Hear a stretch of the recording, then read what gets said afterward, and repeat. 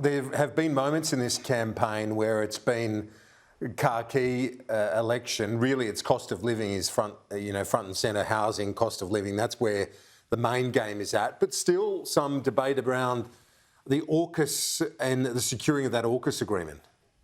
And the tension between Morrison and Albanese, which you and I have had a front row seat to in the Parliament for 2.5 years, and you'd expect no matter what the result on Saturday night ends, the conflict between those two continues, Kieran. Scott Morrison today angrily denying a report in the Sydney Morning Herald from the weekend that suggested the Americans repeatedly wanted an assurance of bipartisan support for the AUKUS nuclear submarine deal to go ahead, and that Scott Morrison, the report said, Scott Morrison only sought that at the 11th hour.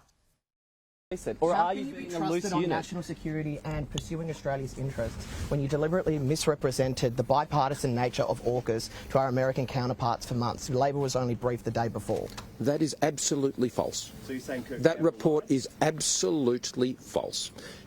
We understood absolutely what the requirements were and we met them 100%.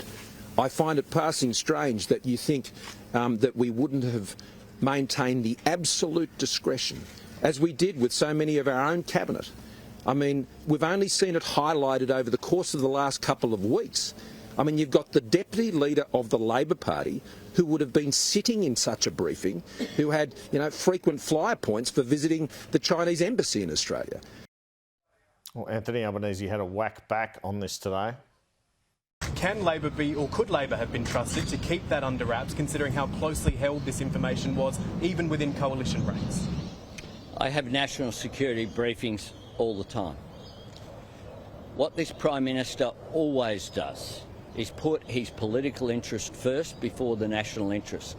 It's always about the politics.